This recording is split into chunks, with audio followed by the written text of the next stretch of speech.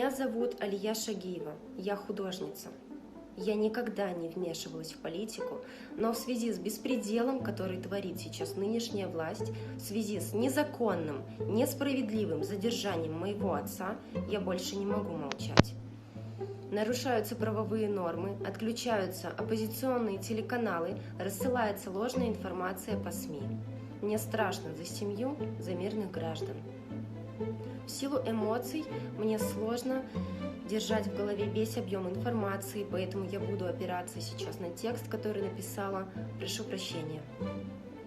Итак, моего отца пытались задержать якобы для получения свидетельских показаний по абсурдному, высосанному из пальца делу по вывозу из Кыргызстана криминального авторитета Батукаева. Но на самом деле отца просто хотели арестовать из-за его оппозиционной деятельности, точно так же, как и его многих сторонников.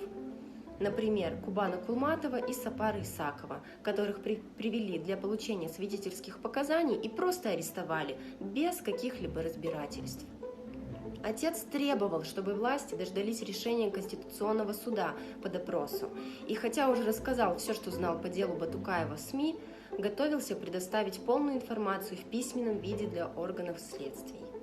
Отец говорил, что до того, как ситуация не войдет в правовое русло и в отсутствие решения Конституционного суда, мы имеем право защищать себя.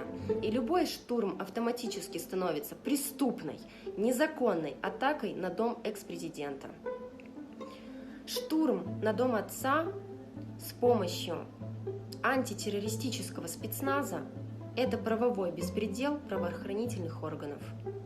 Власти организовали целую военную операцию по его захвату, якобы ради допроса. Но принудительный привод свидетеля должны проводить сотрудники МВД, а не солдаты спецслужб. Спецслужбы начали штурм отца позавчера вечером, именно тогда, когда отец выходит к людям, добровольно пришедшим поддержать его.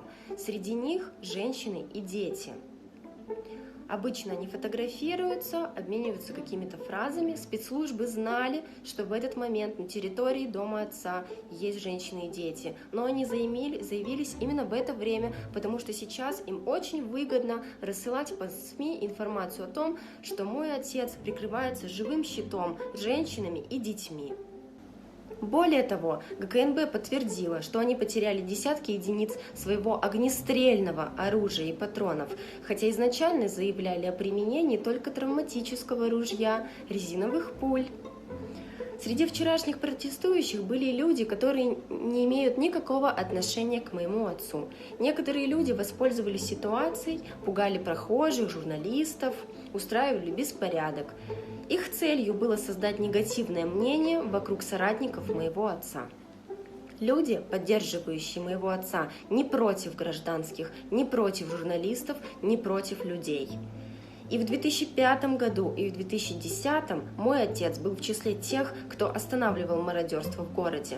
Более того, мой отец приказал сдать десятки единиц огнестрельного оружия и патронов, которые спецназ оставил после своего первого штурма. Сторонники отца не были вооружены. Пожалуйста, не ведитесь на провокации и ложь. Отец позвонил мне сразу после ареста и сказал, что он сдался силовым органам с целью предотвращения появления новых жертв. Правда на нашей стороне. Мой отец невиновен, мой отец борец за правду. И правда в любом случае восторжествует. Благодарю всех за информационную поддержку, в которой мы сейчас очень нуждаемся. Пожалуйста, не молчите. Спасибо.